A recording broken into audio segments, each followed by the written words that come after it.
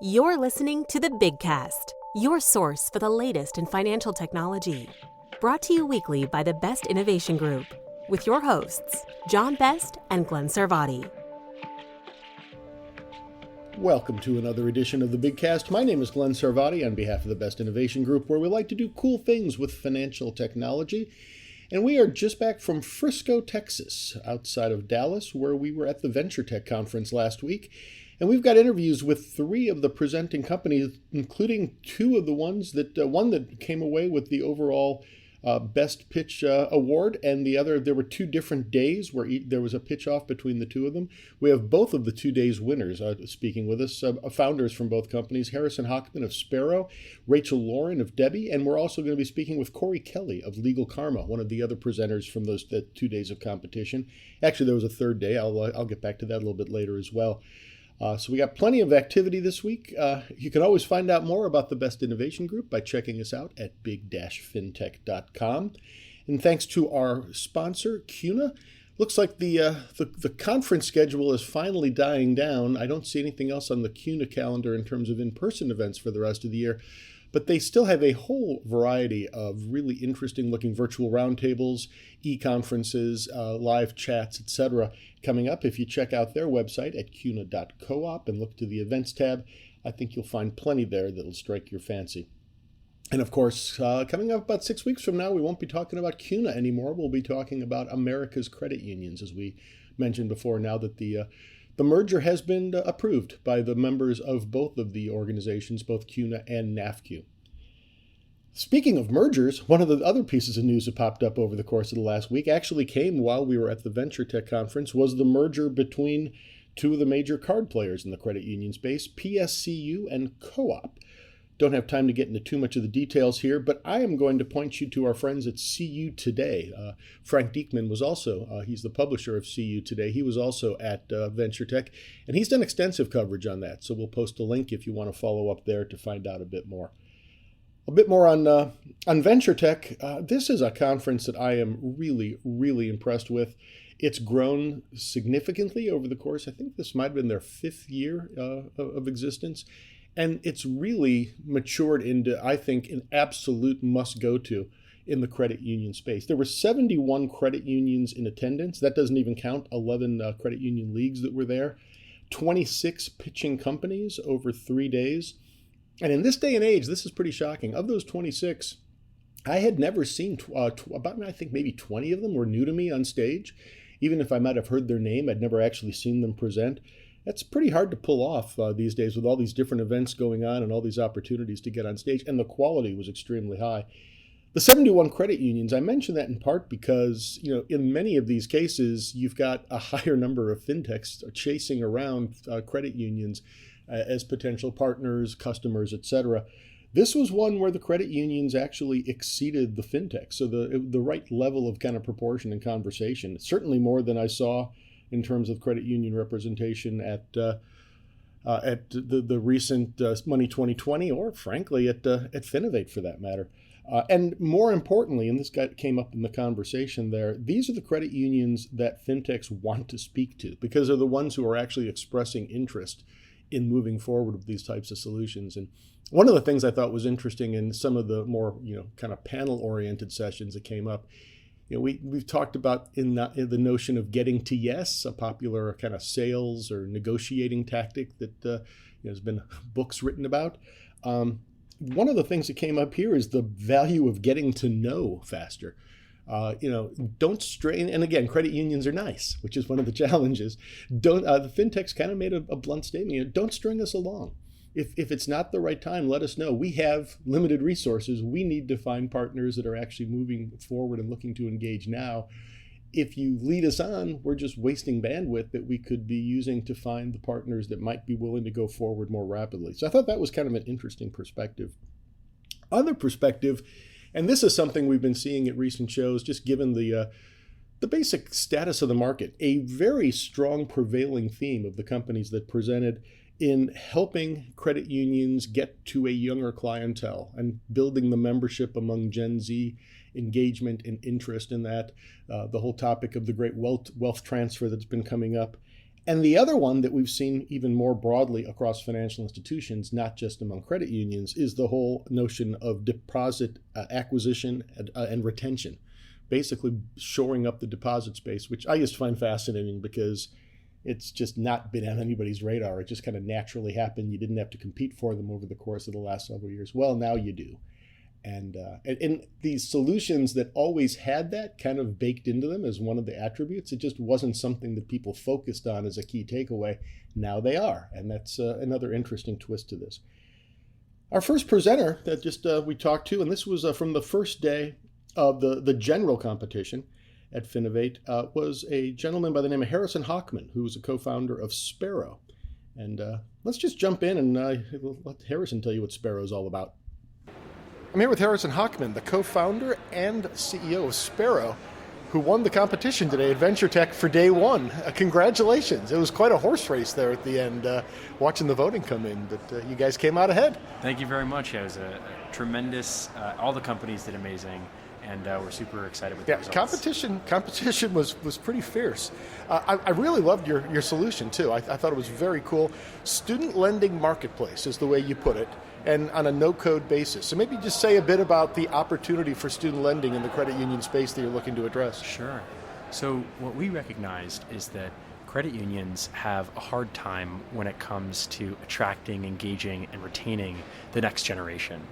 And when digging deeper into that problem, one comes to the conclusion that the single most prominent financial product in a young adult's life, undeniably, is how they're going to pay for school.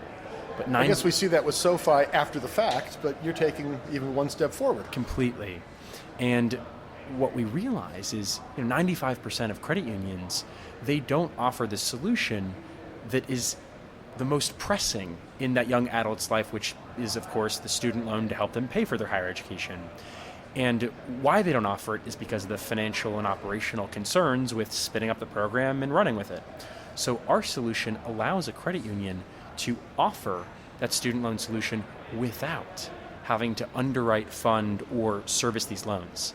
And as you mentioned, it's a student loan marketplace completely white labeled to the credit union, where a borrower comes through, submits a single pre-qualification request form, and then we take that data, pre-qualify them on behalf of over 20 different lenders across the nation, returning back those pre-qualified rates that, quite honestly, is a much more efficient process than what they're used to. And the key there is you don't have to be, as a credit union, you don't need to stand ready to actually make these loans. You're just matchmaking these loans. Completely. And the credit union owns all the underlying data. That was a key that I thought was very interesting because, like you say, there are other solutions out there, but this is bringing it back home into the credit union experience, and that data is pretty damn important. I would argue it's the most important part of the platform.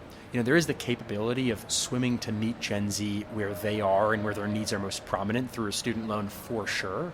But at the end of the day, a student loan is best as a beachhead for younger member engagement and eventually retention to other products. Mm-hmm. And if you can't build a relationship with an individual, it's hard to deliver on the most prominent, credit union promise that there is, which is deeply rooted local connections through banking. I mean, one thing I think of right off the bat is you get the loan, well, gee, you need a deposit account to actually hold the money in until you actually let it go back out. That's one example. There are other examples that our partners are coming to us with saying, hey, I want to market a certain depository product or a certain lending product or a credit card, and I want this product to be marketed through an automated fashion on your platform. That's another functionality that we've recently introduced, is the ability to tell us what you're looking to cross-sell or cross-market of other products in your ecosystem, and we automate that marketing lift within the platform. So, it's important to mention, to launch the Sparrow solution takes about 60 seconds. You showed the demo that, you make the point of no code, which is always a phrase that I kind of have a hard time as a non-tech guy, but you showed basically drag and drop and you got the thing live. Completely. And live, the analogy that we like to give is, the good companies can launch in quarters, and great companies can launch in weeks, and fantastic companies can launch in days. The Sparrow solution can be deployed in a matter of seconds, specifically 60 seconds, which is what we showed today at the conference. And so just going back to the data component, once you collect that data, a lot of credit unions will say it's great to have it, but it's hard to action on it. it's hard to take that and then use it to introduce this individual to a checkings account or a savings account. Not to mention, the demographic is already pretty elusive. You know, it's an 18-year-old. They don't know as much about them as they would say, a 35-year-old. And so we've taken that feedback and introduce the functionality to take that marketing lift off of the credit union's you've got plate. the dashboard in place as well, so you actually help them ingest that data. That's exactly right. You also called it an Expedia-like kind of experience for the, I'm assuming the borrower was most likely a student, but that's kind of, again, a paradigm that people are probably used to. The perfect analogy. So much like Expedia, where you go to an aggregator to find the most affordable airline ticket and they automate the search process for you, so too do we do that in student lending through the credit union's branding, and they're the rock stars of the show.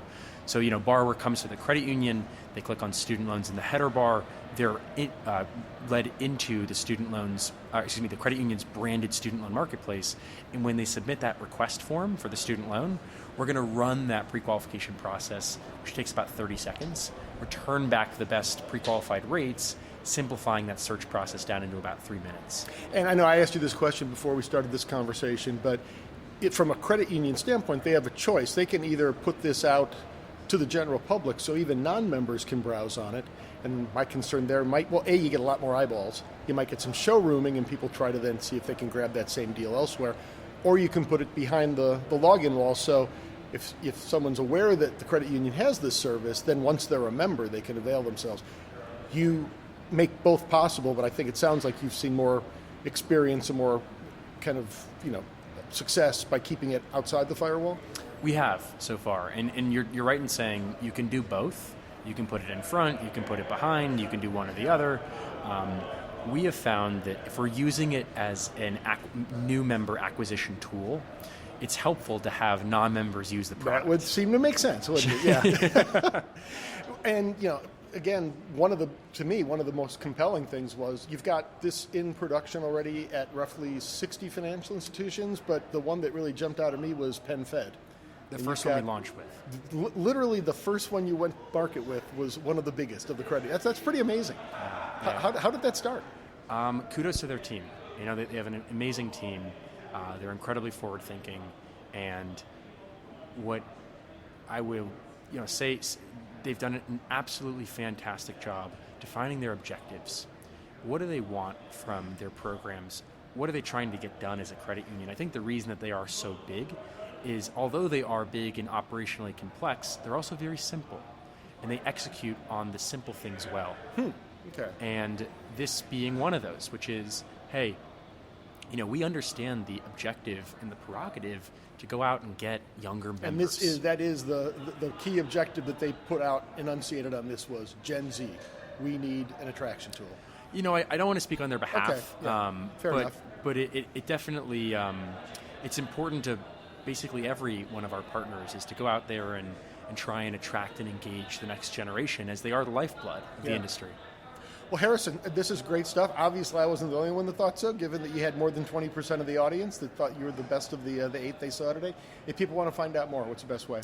So you can reach out to us through our website. We've got a contact line there, and our team will reach out directly to you. The website is sparrowfi.com. That's Sparrow, spelled like the bird, SPARROWFI.com. And then also, me personally, I'm more than happy to give out my personal email address. That's harrison.hochman@sparrowfi.com. Harrison spelled normally, and Hochman's Hochman. Wonderful. Harrison Hochman, thanks so much for taking the time. Thanks so much. So that student loan space, obviously a hot topic in general, and a really, in my mind, a really interesting approach to trying to foster engagement, even if you're not looking to make student loans yourselves as a credit union, to actually engage the Gen Z population at their moment of truth. It was pretty exciting at the conference. The voting at the end of the day among the 8 companies that were on stage for the day, they actually did it as a live poll, and you could see the results in real time, kind of bobbing and weaving, almost looked like one of those little horse race things on stage, or on the screen. And this was one of the tightest competitions that I've seen in some time, where there were no's and no's between 2 of the 8 companies, and there were several that were also really in the running for a good bit of time. But Sparrow wound up winning by a nose over another company called NewZip, which also appealed to me quite a bit. their value proposition at NewZip was real estate concierge services for mortgage lending, and really drew from the concept that mortgage lending and home buying is a hyper local community driven event, which kind of speaks to the core competency of credit unions. I did jot down in my notes of that one that I thought it was a really good idea, but I wasn't 100% convinced it would work in terms of the general challenges of building out a network, because they'd be looking at building out the lenders and the mortgage brokers at the same time and figuring out how to make that happen. But obviously, I wasn't alone in thinking that was a very interesting solution as well. On to day two, and we've spoken to Rachel Lauren before. She's the co-founder of Debbie, who has won a couple of Best of Show awards before at Finovate. We just saw them there in September.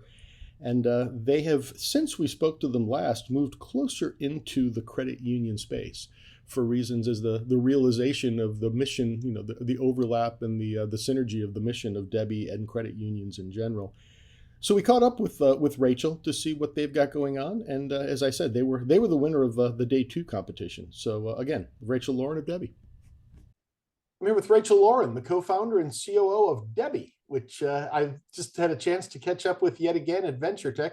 Saw you earlier this year at Finovate as well, Rachel, just back in September, and I believe you took home another Best in Show there too as well, didn't you? Yes, we were really happy to win again. I didn't think it was allowed, but it did happen, and I'm glad to be seeing you on the conference circuit.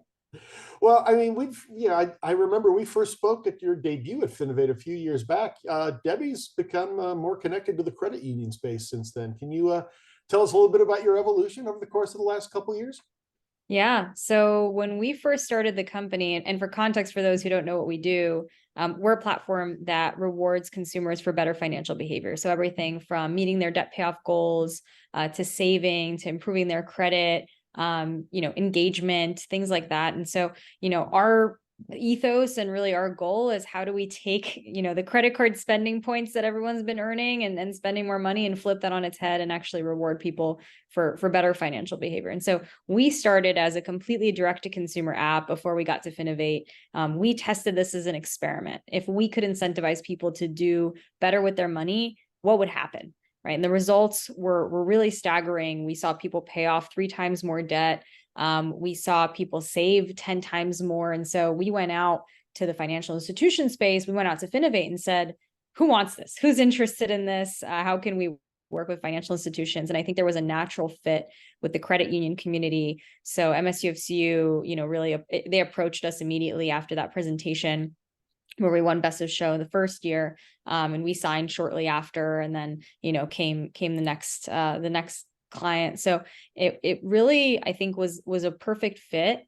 And now where we've evolved is trying to figure out how we can actually help credit unions. So I think rewarding members for positive financial behavior is a great use case, and sort of see some of the benefits that we've been seeing with MSUFCU. Some of those include, on average, their members now reducing their debt by 5% a month. We were able to help them bring in $4 million in deposits across the members that were using Debbie, by seeing a more than doubling in their average monthly deposit growth across those members. But now what we've really realized, and where we see the big opportunity, is in helping credit unions access the younger generation. Yeah. So we do a lot of the marketing. We have our own user base that are not current credit union members. And we really see a unique opportunity to present the credit union brand and the mission in front of those consumers. They're looking for better options. They're improving their finances. They want to consolidate their debt. They want a high yield savings account. They want to start building an emergency fund. We don't want them to go to the likes of SoFi and Laurel Road and Chime and all those companies. We want them to go to the credit unions that we're working with. And so that's really been the new foray that we've gone into in the last, I would say 3 to 6 months or so, is launching a marketplace that is exclusive to credit unions, where we do all the legwork. We help bring them new membership through our app for the products that really folks are looking for. And that came through loud and clear through a lot of, there was kind of a recurring theme at VentureTech, the desire to really pull in the younger member base. And I think that's what really resonated and had you winning day 2 of the event. So yes. I love the point you make about, one of the only ways we've really been successful in terms of incentivizing behavior has been with credit card reward points. And what do? We incent people to spend more money. And you're like you said, you're kind of turning it on its head. They can be incented to pay off debt on time. They can be incented to save. I mean, there's all kinds of other ways you can kind of turn that around. Yeah, incentives are so powerful. And I think for the longest time in the financial industry, we thought, well, we're offering APY, so that should be enough, right? Because people are coming in and they're seeing their money grow in their savings account.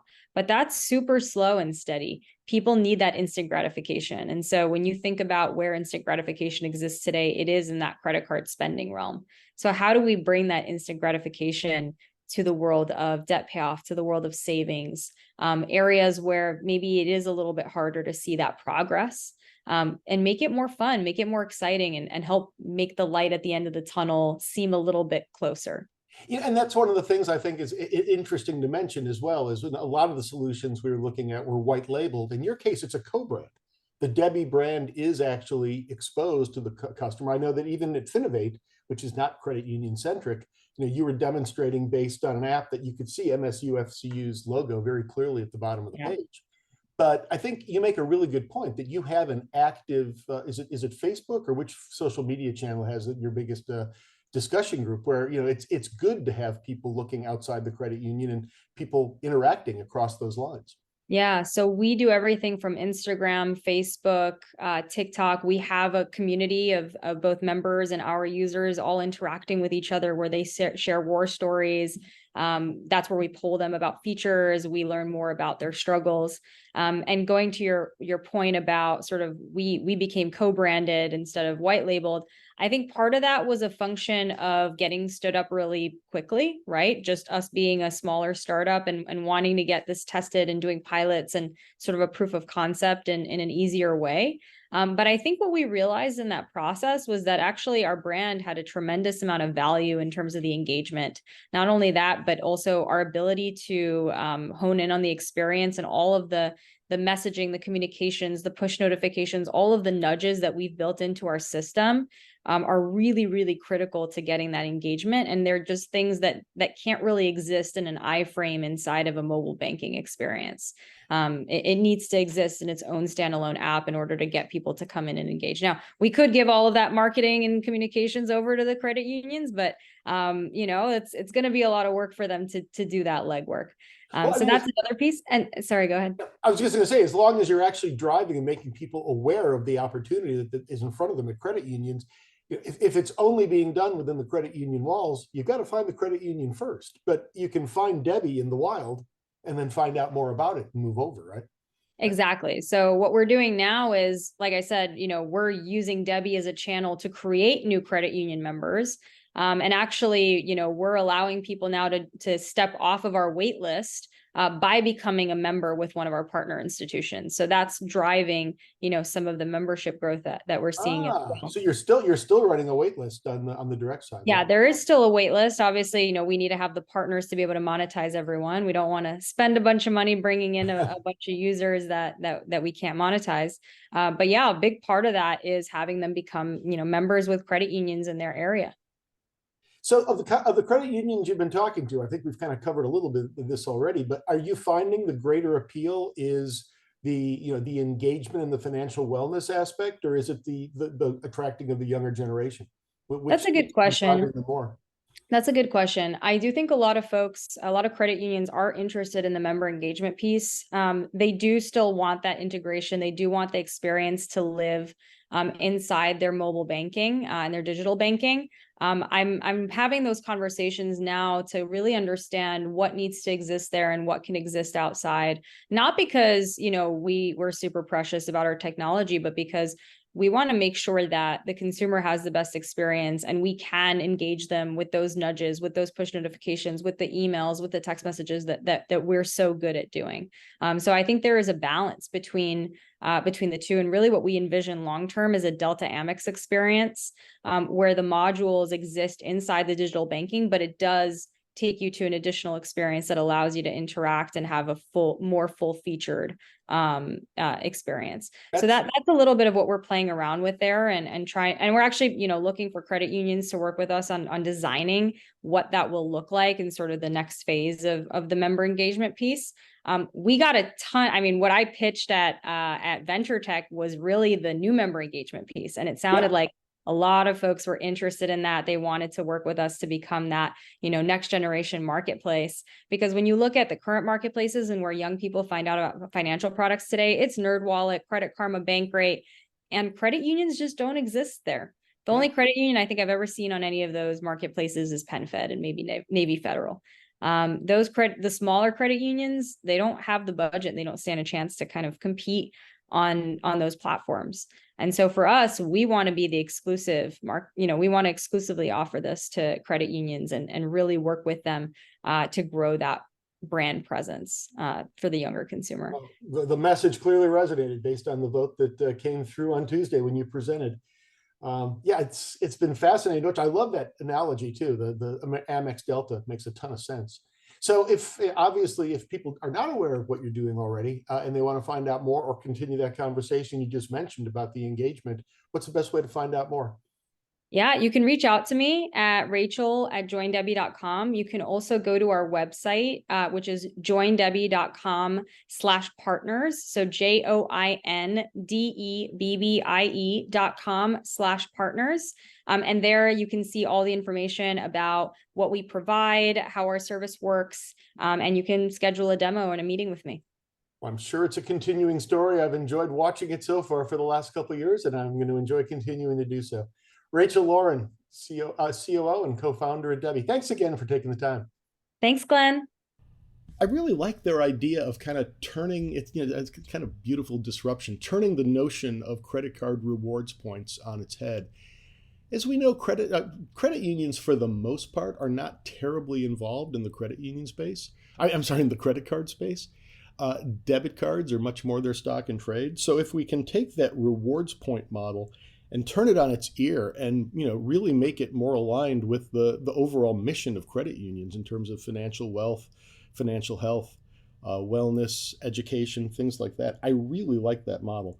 So I think that's a pretty cool approach that they're taking over there, and I'm really curious to see how it continues to move forward with more credit unions. The vote between the two of them was very close. There was a pitch off at the end of the 2 days where they both Harrison and Rachel got back on stage to make their pitch, and it was close, but Sparrow did come away with the overall title. But as was pointed out by Tanya Van Court, who was a goal setter, the winner of last year's Venture Tech, there are no losers. This was a very good group of companies. All 10 of them were really impressive.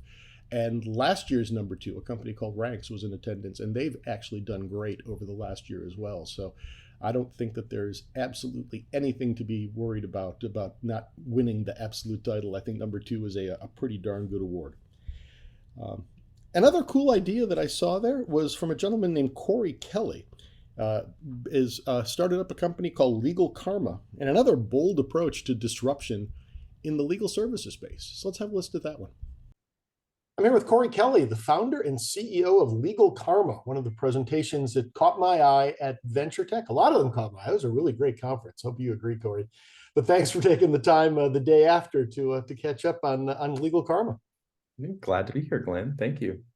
So you started off talking, I'm always fascinated by pivots. And you mentioned that you originally kind of got into the space or launched the company looking to help lawyers become more efficient.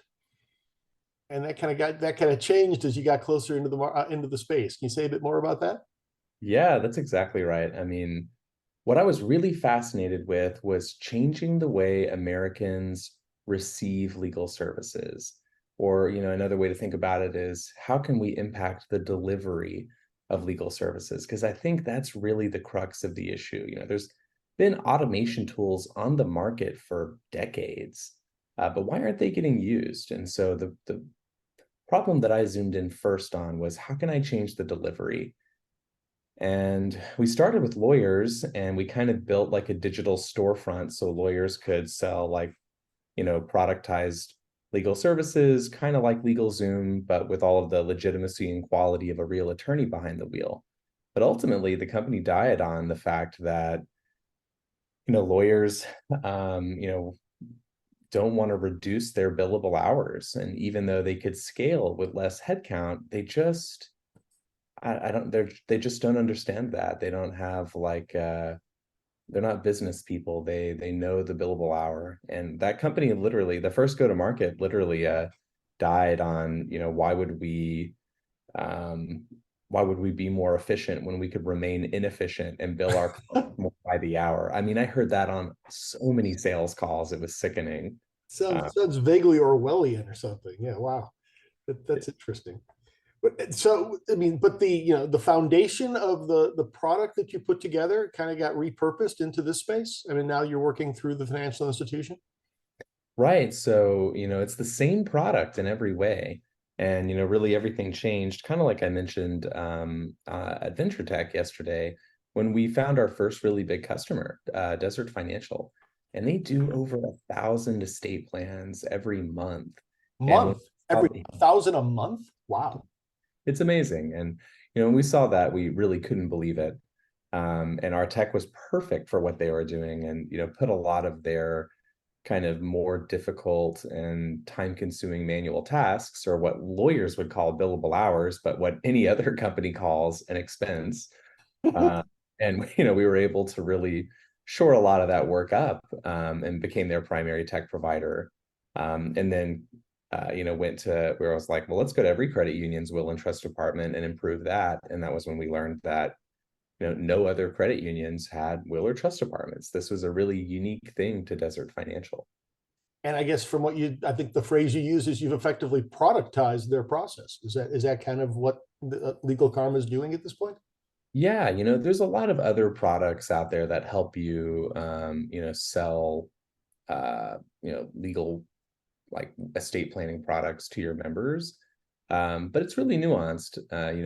To do it as effectively as some of the other players have, you need to have, a sales enablement strategy. That's a data play. You need to have good marketing content. You need to have the tech that uses your branding. All these kind of things are slices of the pie that contribute to a really successful will and trust department at a credit union. And that's what we bring to the table, kind of standing on top of the decade of experience from our partners at Desert.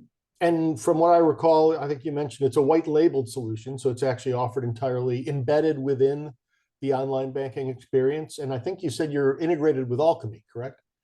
Right. Yeah, it's totally white labeled. The customer support, the marketing, the sales enablement, the tech, everything that we bring is white labeled for the credit union. So the end users, the members, have no concept of Legal Karma in any way. And such a good name. That's funny that just stays kind of behind the curtain. Yeah. We always say we win by making our credit union customers look good. So there's our karma. Yeah, and one of the questions that actually came up from the floor is, how do you handle? I mean, you just mentioned customer service and support, member service and support, I should say, in this case. But to what extent does the call center rep, the branch rep, need to be familiar with this product, and how much of that follow up for inquiries and whatnot do you actually take on yourselves? Yeah, we take all of it on ourselves. So we do provide training for like frontline staff at the credit unions to be able to talk about this with their members. But we absolutely have estate planning attorneys train our call center staff on every part of estate planning. I mean, they're practically estate planning specialists or estate planning paralegals. Like these people know the ins and outs of these documents. And most importantly, they know how to not give, quote unquote, legal advice. What we provide is legal education. What's the difference between a will or a trust? Or what does this provision mean? What are the benefits of having versus, will versus a trust, like these kind of things. So that's what we do. And we find that for these vanilla estate plans, or these really like entry level estate plans, it's more than enough for people to make their own decisions. And that's part of the point too. You're not looking to do the really complex ones. And I forget what the data you had was, but the percentage of credit union members who lack an estate plan. And I guess you didn't do the research purely on credit union members, but if you can extrapolate from the US population, it's a big chunk of the member base. Oh yeah, absolutely. Yeah. And it's not most of our users are like, people who are 65 and up who, probably don't have that much money in the bank. Like those are the people who really need this the most. And that's why it's more of a retail play at the credit union than a wealth management play. Yeah. Because this is just for everybody at your credit union. Like they can't afford to spend $6,000 at an attorney, but a couple $100 from their credit union, and they know they can trust the validity and reliability of the documents, that fits a really important need.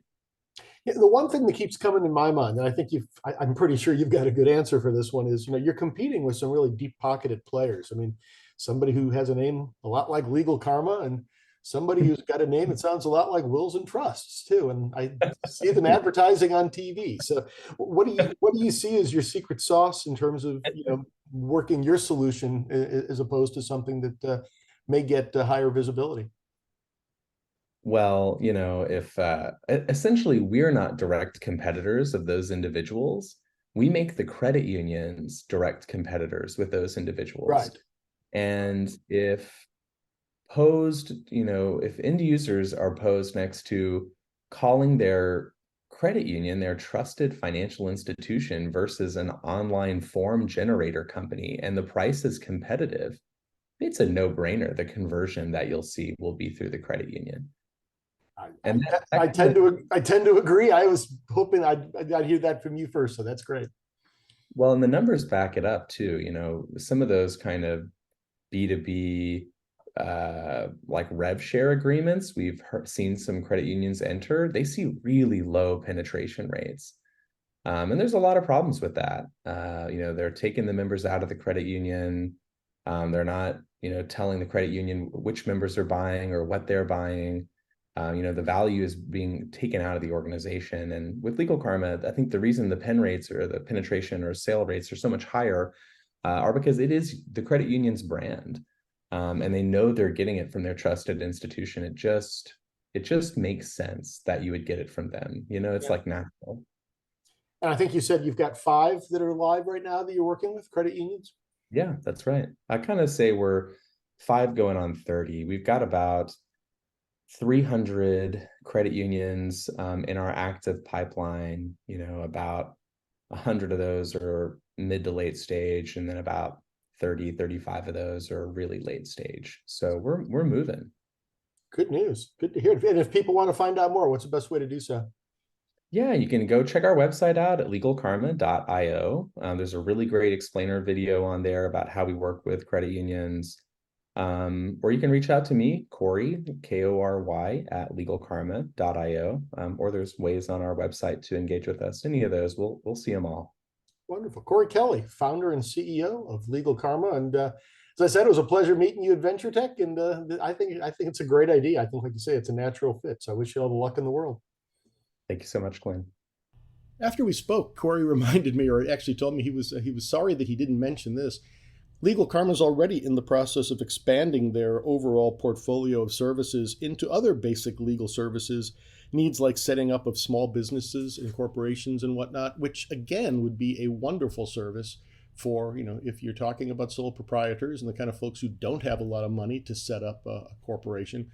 That's exactly the kind of thing that the credit union members who are starting up their own micro businesses or sole proprietorships could be particularly interested in. So again, we'll have links to all of these companies out there at the website if you check it out, or if you're listening to us on Spotify, Apple Music, however you happen to get your podcasts.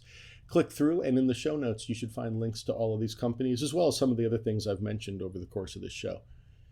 There's more where that came from. We had a few other really good interviews that we did while we were at Venture Tech, and we'll be sharing those either next week or the week after. We got something else coming up that may or may not wind up sneaking in the middle. We'll see how that goes. Whet your appetite for that. As always, you can find out more about the Best Innovation Group by visiting the website big-fintech.com. You can find me via my firm 154 Advisors. You can find me on LinkedIn or on X at 154 Advisors. The Best Innovation Group is on social media at Big FinTech, or our grand poobah John Best is at JB FinTech. As I said, we're here every week, every Tuesday with new content on the Bigcast. You can always check us out at the website, big-fintech.com, under the Media tab. Or if you get your podcasts, wherever you get your podcasts, you should be able to find us there. And if you like us, subscribe to us, however you do, whatever the engagement is, we would certainly appreciate a follow or a like or anything that lets us know that you're interested. You can also always check out the website, and there's an opportunity for us to engage in a dialogue if you have any comments and questions about what we talked about. Until next week, my name is Glenn Sarvati, and thanks a lot for listening. Check back each week for the latest from the Big Cast. Or better yet, we hope you'll consider subscribing for free via Spotify, Stitcher, Apple, or wherever you get your podcasts. If you have questions or comments, we'd love to hear from you. Tweet us at Big Fintech, email info@big-fintech.com, or visit us at big-fintech.com and click on the Media tab, where you can post a comment or check out our archive of hundreds of past episodes. See you next week.